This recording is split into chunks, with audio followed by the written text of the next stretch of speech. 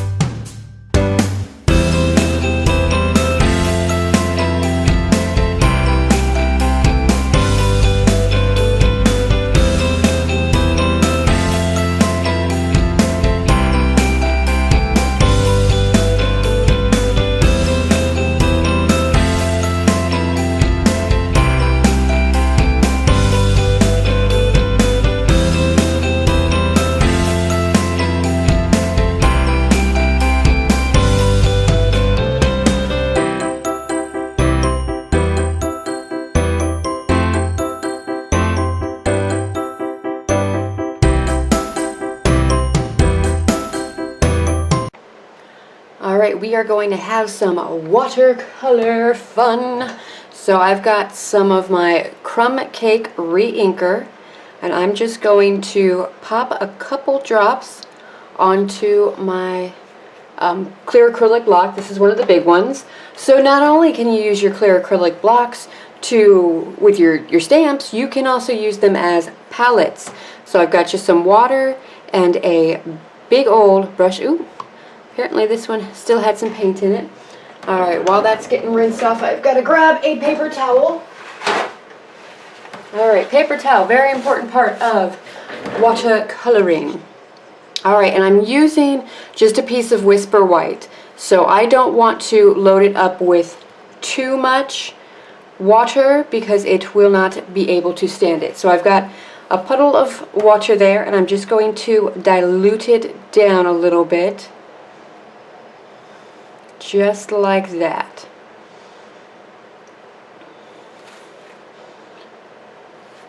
Alright, now I'm wanting to do kind of a flicking effect to it. I want to splatter it. So I'm just going to take the edge of the acrylic block and I'm just going to splatter it across just like that. This can get messy.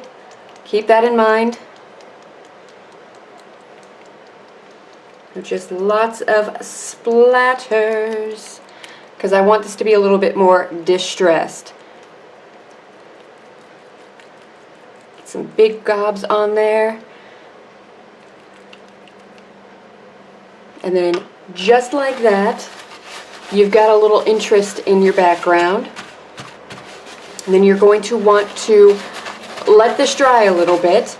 And I actually think I'm going to do the same thing, but I am going to attempt to use a Stampin' pad.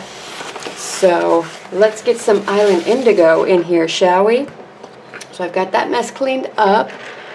And one more over, Island Indigo Stampin' pad. So I'm just going to stamp down just to get a good amount of color on there. And this is more diluted. When you're using the reinkers, you only need 1 or 2 drops just because it's so concentrated. It gets a little bit more diluted in the Stampin' pad, so keep that in mind. I'm just going to add some water to it and mix it around. And then we're going to do the same thing and just splatter, splatter, and make a mess. So if you are, this is definitely where working on a silicone mat is going to come in handy. Alright, there we go. I am happy with that. I am good with that. Going to clean up my mess. And you're going to want to let this dry, otherwise you're just going to, nothing's going to stick to it. So I'm going to put that aside to dry and clean up, and we'll get started again.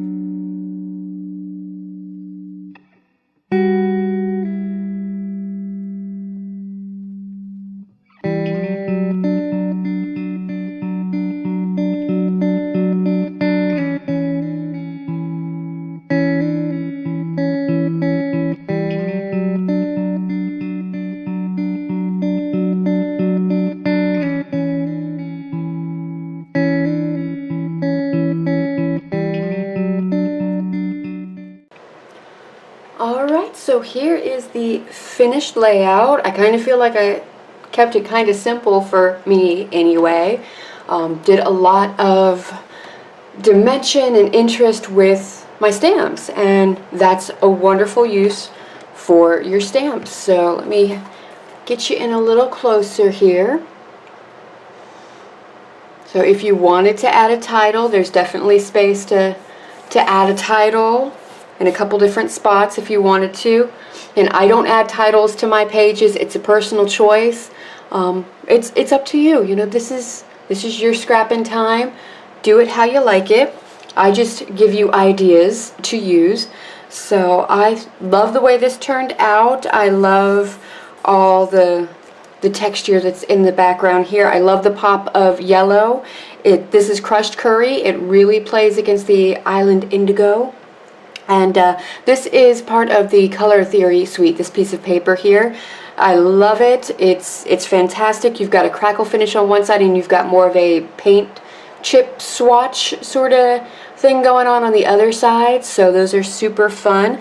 You saw that I used my Stamp-A-Majig. I really like using the Stamp-A-Majig for the clear mount stamps, the red rubber ones, because sometimes you can't always tell what's going on, especially like with this bridge.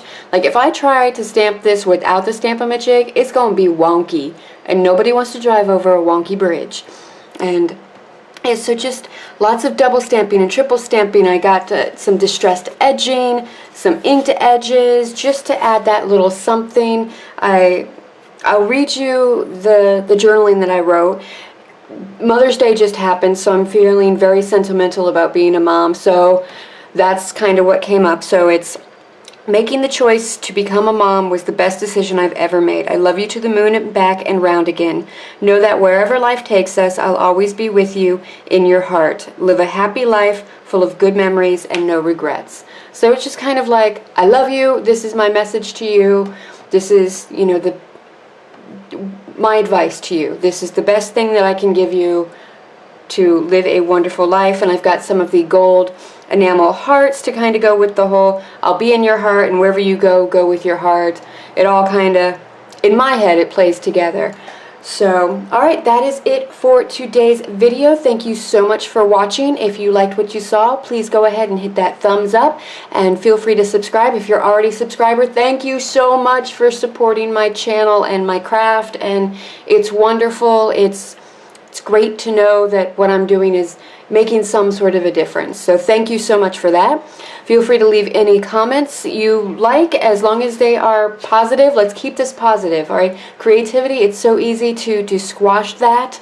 So if you have any criticism, please make it constructive. All of you guys, you've been so fantastic about doing that, and I appreciate that. And let's just make this a positive, wonderful experience for everyone. A full list of the products I used will be linked in the description bar, along with links to the coordinating blog post. That's how that goes. You can shop my online store 24/7. There's links in the description bar, or you can head on over to pixiecrafter.com.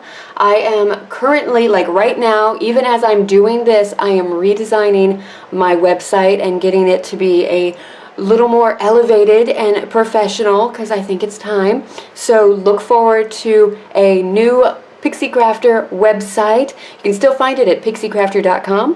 While you are on my website, feel free to sign up for my monthly newsletter, and while you're doing that, if you are a U.S. resident, you also have the option of signing up for my birthday club. So what that means is I will send you a birthday card handmade by me in your birthday month as a thank you and a appreciation of supporting me and my small business and all that jazz. I like you. I really, really like you. You can also follow me on Facebook and Instagram. For the latest news, head on over to Facebook and follow me. I do film my videos in advance, so if there's any breaking news, I tend to post it on my Facebook. So that's a good way to follow all of that. And Instagram, I do a lot of behind the scenes and sneak peeks. So that is it for today. I'm going to stop babbling on. Until next time, happy crafting. Bye!